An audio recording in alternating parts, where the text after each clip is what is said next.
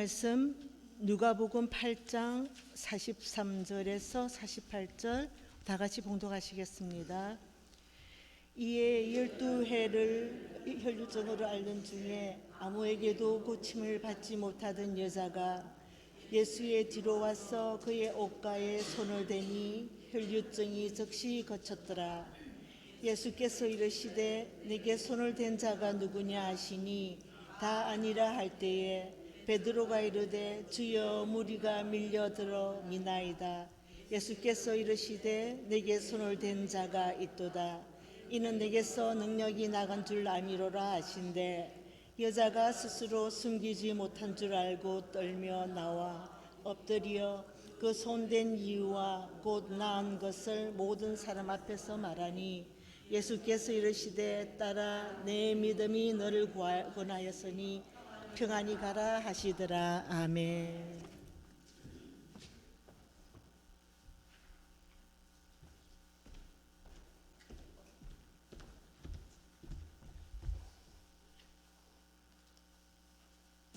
할렐루야. 예, 오늘도 말씀 듣기 전에 우리 서로 인사 나누고 말씀 듣도록 하겠습니다. 오직 예수 줄여서 오예 서로 인사하시죠. 오예. 오예. 오직 예수님밖에 없습니다. 나를 구원하실 분은 오직 예수 그리스도 한 분밖에 없는 줄로 믿습니다. 할렐루야. 우리 오랜만에 한번 우리 표어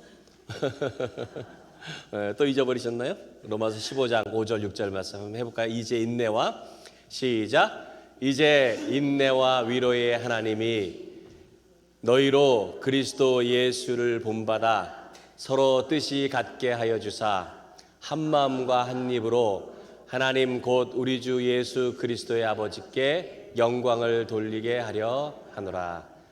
로마서 15장 5절 6절 말씀. 아멘. 네, 한국은 요즘 이 아파트 이름이 굉장히 어렵습니다. 뭐 한때는 뭐 시어머니가 못 찾아오게 하려고 그런다고 뭐 그런 얘기도 좀 우스갯소리도 있기는 있었지만은 요즘은 이 아파트 이름이 그 브랜드화 한다고 뭐 이래서 굉장히 길어요. 제가 기사를 보니까는 참 이렇습니다. 한국의 긴 아파트들 이름이요. 잘 들어보세요. 광주 전남 공동 혁신도시 빛가람 대방 엘리움 로얄 카운티 1차 아파트. 이게 진짜 이름이에요. 또 동탄 시범 다은마을 월드 메르디앙 반도 유보라 아파트. 이천 증포 3지구 대원 칸타빌 2차 더 테라스 아파트. 영종 하늘도시 유승 한내들 스카이 스테이 아파트. 이게 뭡니까 이게? 이렇게 이름을 붙여야 하는 이유가 지역 이름이 들어가야 되고 또 그 건설사 그 브랜드 이름이 들어가야 되고 또 주변 환경의 그 특색을 그 아파트에다 다 넣는다 그래요. 그러다 보니까 보통 10글자 이상씩 넘어가게 됩니다. 그러니까는 뭐 이제 할머니뿐만이 아니고 시어머니뿐만이 아니고 젊은 사람들도요 아파트 이름을 제대로 댈 수가 없대요. 댈 수가 없대요. 괜히 뭔가 좀 길고 뭐 또 영어 들어가고 뭐 이렇게 좀 하면은 뭔가 좀 이렇게 품위가 있어 보인다고 하는 그런 선입견 뭐 이런 것들이 같이 작용을 하는 것 같습니다. 뭐 옛날처럼 그냥 뭐 간단하게 뭐 중앙 아파트, 그렇죠? 뭐 현대 아파트, 뭐 한양 아파트 이렇게 좀 되면은 뭐 아파트 질이 좀 떨어지나요? 그런 건 아닌데 왜 이렇게 복잡하게 해놨는지 모르겠어요. 믿음도 마찬가지라는 생각이 들어요. 믿음이 어찌 보면 단순한 거예요.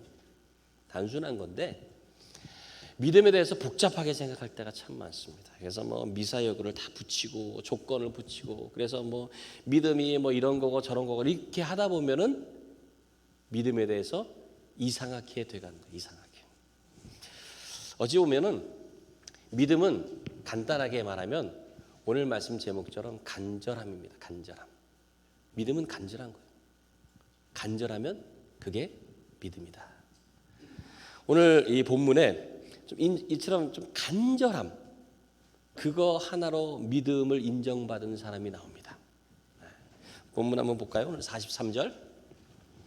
이에 12해를 혈루증으로 앓는 중에 아무에게도 고침을 받지 못하던 여자. 그 여자에 대한 설명입니다. 12해를 혈루증을 앓았다고 그랬어요. 12해. 이 12라고 하는 의미가 이스라엘 문화에서는 완전수를 의미합니다. 그러니까 꼭 12년 동안을 앓았다기보다도 완전히 병 가운데 있었다는 것을 의미해요. 네? 그러니까 정말로 그 상태가 얼마나 심각한지를 얘기하는 겁니다. 혈루증이라고 하는 것이 구체적으로 어떤 병인지는 자세하게 설명되어서 알 수는 없지만은 이렇게 피를 계속 이렇게 흘리는 그런 병입니다. 그런 병. 그러니까 아주 고통스러운 그런 병이었다고 그래요. 뭐 남자들은 잘 모르지만은 우리 여자들은 매달 그 마법에 걸리는 날이 있잖아요. 그렇죠? 마법에 걸린다고 하면은 아시겠죠? 얼마나 그 참 힘듭니까? 그럴 때마다 기분도 별로 안 좋은 것 같고요. 뭔가 이렇게 불편하고 그리고 또 심한 경우는 막 되게 아프고 이제 그렇습니다. 근데 그게 이제 며칠 같으면 괜찮은데 이 여자는 평생에 계속 피가 흘러내리는. 그런데다가 혈루증에 대해서는 성경이 부정한 병이라고 정해져 있습니다. 부정하다. 레위기서를 보면은 각종 이 부정한 것들에 대해서 다 규정을 해놨습니다. 근데 이 여자들이 이렇게 마법에 걸린 경우도 7일 동안은 부정하다고 해요. 거기에서. 그래서 7일 동안은 부정한 상태로 있습니다. 그런데 지금 이 여자는 1년 내내 그러니까는 부정하지 않은 때가 없는 거예요. 계속 부정한 상태로 있는 겁니다. 한번 레위기 말씀 볼까요?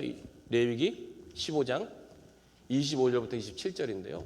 만일 여인의 피의 유출이 그의 불결기가 아닌데도 여러 날이 간다든지 그 유출이 그의 불결기를 지나도 계속되면 그 부정을 유출하는 모든 날 동안은 그 불결한 때와 같이 부정한즉 그의 유출이 있는 모든 날 동안에 그가 눕는 침상은 그에게 불결한 때의 침상과 같고 그가 앉는 모든 자리도 부정함이 불결한 때의 부정과 같으니 그것들을 만지는 자는 다 부정한즉 그의 옷을 빨고 물로 몸을 씻을 것이며 저녁까지 부정할 것이요. 12해를 이런 혈루병을 앓고 있었으니까 뭐 아픈 것도 참기 어렵지만은 부정한 상태로 계속 있는다고 하는 거 이게 정말 더 고통스럽지 않았겠는가 생각을 해요. 지금처럼 뭐 물이 뭐게 풍족해가지고 뭐 위생을 잘 할 수 있는 그런 상태도 아니고, 그러니까 병이 계속될 수밖에 없습니다. 그런데다가 지금 이 레위기 말씀처럼 눕거나 앉은 자리를 누가 만져도 부정해지는 거예요. 그러니까 다른 사람에게 가까이 할 수가 없는 겁니다. 다른 사람을 부정하게 합니다. 부정하게 되면은 잘못하면은 돌에 맞아 죽을 수도 있어요. 남을 부정하게 했다는 것 때문에. 그러니까 늘 우울하고 절망스럽고 고통스럽고 괴로웠을 거예요. 물론 그 병을 고치고 싶었겠죠. 네? 고치고 싶었을 거예요. 마가복음에 보니까 그 상황에 대해서 좀 더 자세하게 기록하고 있습니다. 이렇게 기록되어 있어요. 많은 의사에게 많은 괴로움을 받았고 가진 것도 다 허비하였으되 아무 효험이 없고 도리어 더 중하여졌던 차에 의사들을 찾아갔어요. 유명하다는 이 의사, 저 의사 그래 보지 않았겠어요? 이 병을 고치고 싶어서 찾아봤는데 돈을 그렇게 많이 썼는데도 병을 고칠 수가 없었다. 사실 뭐 당시에는 뭐 지금처럼 의술이 뛰어난 게 아니잖아요. 그래서 뭐 엉뚱한 방법으로 그런 하는 그런 의사도 있었을 거예요. 소위 뭐 돌팔이 의사 또는 뭐 돈만 밝히는 의사들이 뭐 지금도 그런데 그 전에는 없었겠어요. 그 근래에도 의사들이 여러 가지 그런 방법으로 이제 병을 치료하려고 연구를 많이 하지 않습니까? 근데 20세기에 100여 년 전에 20세기에 노벨상을 받은 그 포르투갈의 안토니오 모리치라고 하는 의사가 있어요. 근데 이 사람도 그런 사람들 중에 하나였습니다. 심리정신학자인 이 모리치라고 하는 의사가 폭력적이고 공격적인 그런 정신병자들을 대상으로 연구를 했어요.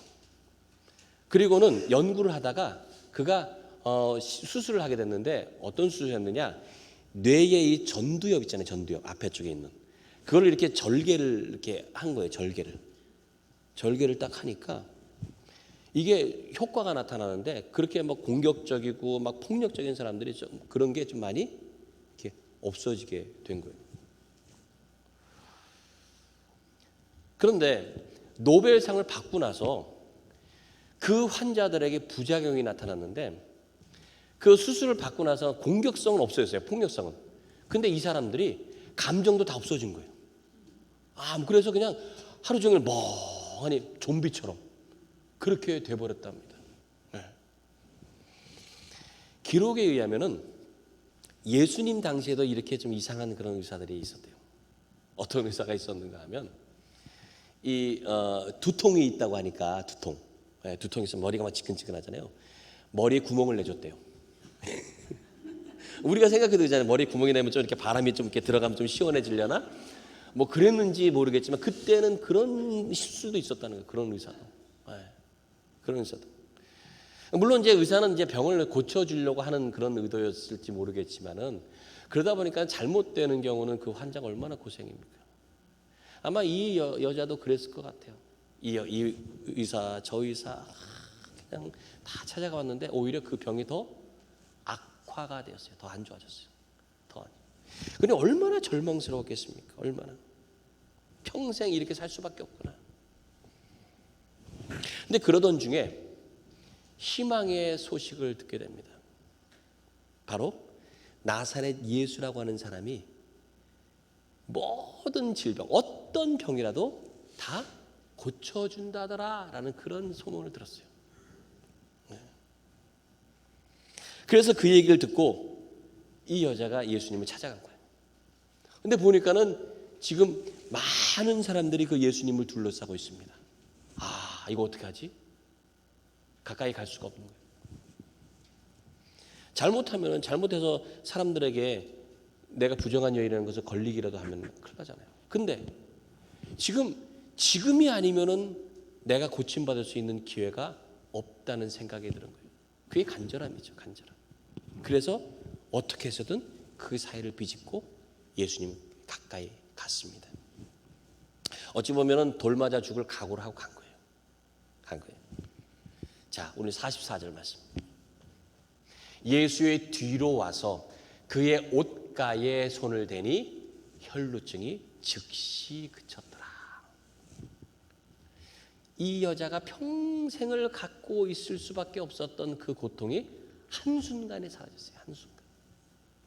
여기서 즉시라고 하는 이 단어, 이 헬라 단어는 파라크레마라고 하는 단어인데요. 이건 곧바로, 일순간에 이런 뜻입니다. 그러니까 차츰차츰이 아니고 그냥 순간, 그냥 바로 그렇게 나아버린 거예요. 그렇게 계속 흐르던 피가 탁 멈춰버린 겁니다. 아마 이 여자는 그 사람들 앞에 나서서 예수님께 요청하기는 어렵고 그래서 단지 그냥 옷만 만져도 될 것이라는 그런 생각을 가진 것 같습니다. 근데 어찌 보면 그게 마치 무슨 주술적이고 미신적인 그런 모습으로 보여요. 그냥 뭐 옷만 만져도. 그러니까 사람들 사이에서는 이런 그런 미신적인 것들이 존재를 하잖아요. 물질과 정신이 연결되어 있다라고 생각을 합니다. 뭐 어떤 경우는 너무 과학적이지도 않고 상식적이지도 않은데도 우리에게는 좀 심리적으로 그렇게 좀 생각을 하려고 하는. 그래서 어떤 특별한 현상에 대해서 이건 좀 불길하다 또는 뭐 이거는 뭐 행운이 온다 이런 것들 있지 않습니까? 그래서 아침에 까마귀가 울면 재수가 없다고 그러죠. 그리고 까치가 울면 좋은 반가운 손님이 온다. 그리고 빨간색으로 이름을 쓰면 근데 미국 와보니까 미국은 빨간색 이름 잘 쓰더라고요. 많이. 우리하고 문화가 달라요. 그래서 시험날 미역국 먹으면 떨어진다고 미끄러진다고 뭐. 그런 얘기들이 많이 있어요. 어떤 유명한 그 테니스 선수 같은 경우는 그 징크스가 있는데요. 이게 시합을 하러 들어갈 때 코트에 들어가잖아요. 그러면 꼭 선을 안 밟고 이렇게 넘어간대요. 선을 안 밟고. 그리고 오른발부터 꼭 내미는 뭐 그런 징크스가 있답니다. 그런 게 있어요. 다 누구에게나 좀 미신적인 것 그런 것들이 있어요. 당시에도 굉장히 그런 사회가 문화가 주술적이고 미신적인 이런 것들이 많이 있었습니다. 그러니까 이 여인도 어떤 그런 생각에서 그런 마음에서 예수님의 옷자락을 잡았을까요? 그냥 옷만 만지면 되겠다. 근데 만약에 그런 것 같았으면은 고침받지도 못했을 거예요. 네. 그리고 성경에 기록되지도 않았을 겁니다. 근데 거기에 믿음이라는 것이 있었다는 것. 오늘 본문이 바로 그것을 우리에게 보여주고 있다는 거예요. 믿음.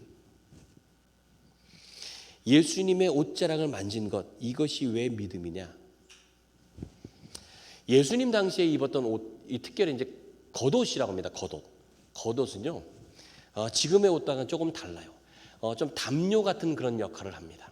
담요. 성경의 여러 군데를 보면은 겉옷을 이렇게 두른다고 표현을 해요. 두른다고. 그리고 덮는다 이렇게 표현합니다. 그런 옷이에요. 그런 옷. 그리고 이 겉옷은 신분을 나타내기도 하고 때로는 재산을 이렇게 나타내는 그런 상징이기도 합니다. 그리고 무엇보다도 권위를 상징해요. 민수기에 보면은 그 의복이 이렇게 네모나게 생겼거든요. 그 끝에 이렇게 술이라고 해서 방울같이 실로 끈으로 이렇게 붙어 있는 게 있습니다. 그것이 권위를 상징한다고 그래요. 그것이. 그러니까 그 겉옷에 붙어 있는 바로 그것. 옷 가를 만졌다고 하는 게 바로 그것을 만졌다는 거예요. 그것을. 그러니까 그것만, 그 옷자락만 만져도 예수님의 능력을 힘입을 수 있다고 하는 그런 어찌 보면은 참 순진한 그런 믿음을 가지고 갔던 거예요. 직접 예수님 가지 못하고 그것만이라도 만져.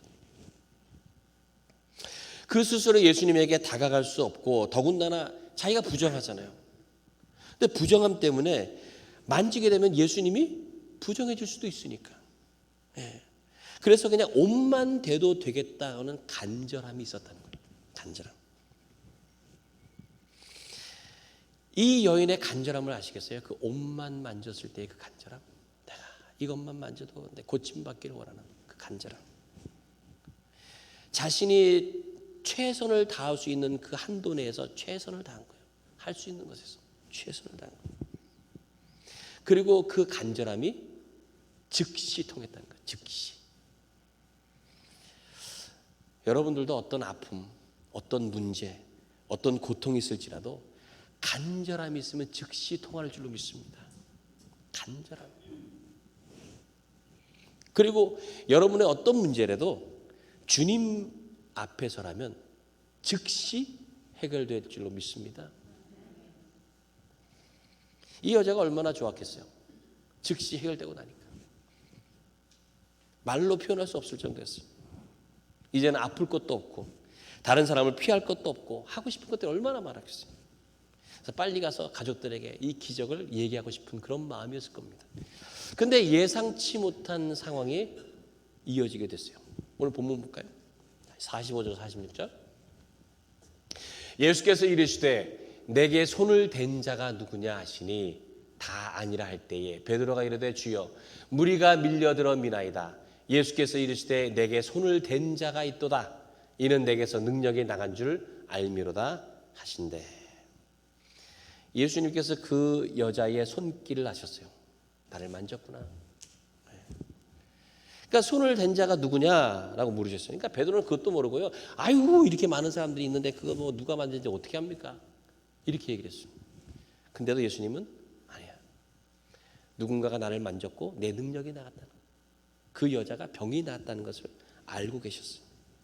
근데 그렇잖아요. 예수님이 그러면 몰래 만졌으니까 좀 그냥 모르는 척하고 넘어가면 얼마나 좋아요. 근데 예수님은 절대 그렇지 않아요. 절대 그렇지 않아요. 그걸 굳이 밝히려고 하십니다. 왜 밝히셨을까요? 왜? 밝힐 이유가 있습니다. 자, 보세요. 더 이상 이제 숨길 수 없을 거라고 안 이 여자가 어떻게 합니까? 사람들 앞에서 났어요. 그리고는 내가 이렇게 고침을 받게 된 것. 더 이상 또 그런 상황에 대해서는 사람들한테 다 얘기를 했습니다. 사실 사람들은 다 몰라요. 뭐 얘기 안 하면 누가 알겠습니까? 그리고 사실은 율법에 의하면은 나도 제사장에게 보이고 며칠을 또 있어야지만 정해지는 겁니다. 부정한 상태라 금방 끝나는 게 아니에요. 사실 어찌 보면은 그냥 도망칠 수도 있었어요. 그리고 뭐 아닌 것처럼 할 수도 있었습니다. 그런데 곧 손을 댄 것에 대해서 모든 사람 앞에서 증언을 하게 되었다. 다 얘기를 하게 됐다는 거예요. 그때 예수님께서 이렇게 말씀하셨어요. 48절입니다. 예수께서 이르시되 따라 내 믿음이 너를 구원하였으니 평안히 가라 하시더라. 따라. 왜 이렇게 부르셨을까요? 왜 따라라고 부르셨을까요? 이 여자는 스스로 하나님께 버림받고 또 사람들에게 버림받은 쓰레기 같은 존재로 이겼습니다. 아마도 이 부모조차도 이렇게 부드럽게 따라라고 부르지 않았을 거예요. 그 문화를 볼 때. 근데 예수님은 이제는 너가 그렇게 부름받을 만한 존재가 되었다. 하나님 아버지, 그 따뜻하고 무한하신 사랑이 여기 이 한 여자에게 임하게 되었다라는 것을 인정하신 겁니다. 이 여자는 이제는 버림받은 죄인이 아니고 구원받은 하나님의 딸이라고 하는 것, 그것을 선포하신 거예요. 따라. 이 여자는 그랬습니다. 자기의 부정함이 예수님을 더럽힐지도 몰라서 몰래 옷자락만 만졌어요. 근데 주님은요, 오히려 그 여자를 품에 안아주신 거예요. 지금 원래 이 하나님께서 주신 율법이라고 하는 게 인간의 어떤 부정함으로부터 하나님의 거룩함을 지켜내기 위해서 정한 것이 아닙니다. 아무려면 인간의 부정함이 하나님을 더럽힐 수 있습니까? 하나님의 거룩함으로부터 부정한 인간을 지켜내기 위해서 율법을 세우신 거예요. 그래서 하나님께서 인간을 거룩하게 만드신 것, 이것이 바로 은혜요 구원이다라는 말씀이에요. 여러분, 깨끗한 물하고 더러운 물이 있는데 그것을 합치면 물이 어떻게 됩니까? 더러워지죠. 그게 이치예요, 사실. 그런데 하나님의 진리는 깨끗한 것과 더러운 것이 만나면 깨끗해진다는 사실이에요. 깨끗해진다. 이 여자는 부정함을 가지고 예수님을 만졌지만은 오히려 그것 때문에 예수님의 거룩함이 사라진 것이 아니고 예수님의 거룩함이 그 여자의 부정함을 깨끗하게 만든 줄로 믿습니다. 이것이 구원이에요. 이것이 구원이에요. 따라 내 믿음이 너를 구원하였으니 평안히 가라. 이렇게 말씀하신 것은 이 여자의 믿음을 따라서 그리스도의 구원이 옮겨가게 되었다는 것입니다. 거기에 수많은 사람들이 있었어요. 많은 사람들이 서로 밀고 밀리면서 예수님의 옷과 몸에 다 닿았었습니다. 근데 그 어느 누구도 믿음으로 예수님을 만진 사람은 아무도 없었어요. 예수님은 자신의 거룩함이 다른 사람들에게 옮겨가기를 원하세요. 구원을 이루기를 원하십니다. 그래서 예수님은 죄인들 사이에서 일부러 가셨어요. 심지어는 죽은 자의 몸도 만져서 거룩하게 하셨습니다. 오늘 이 사건은 회당장 야이로의 죽은 딸을 살리기 위해서 가시는 동안에 이루어진 사건입니다. 그래서 이 사건 이후에 그 야이로의 딸을 직접 손으로 일으켜서 살리십니다. 그러니까 모든 게 다 부정적인 것들을 만져서 살리세요. 구원하세요. 예수님의 손길이 닿으면 아무리 부정하고 또 죽은 상태라고 해도 회복과 구원이 있게 되는 줄로 믿습니다. 오늘 이 혈루병이 나은 여자는 믿음으로 고침받고 또한 그 영혼이 구원을 얻었어요. 그의 간절함. 그 간절함이 믿음이라고 오늘 성경은 말씀하고 있어요. 때로는 하나님께서 우리를 그래서 간절하게 하세요. 간절하지 않으면 미뤄요. 간절하지 않으면 자꾸 머뭇거리게 되고 간절하지 않으면 대충 하게 됩니다. 잠언 8장 17절 말씀. 우리 같이 한번 읽어볼까요? 시작.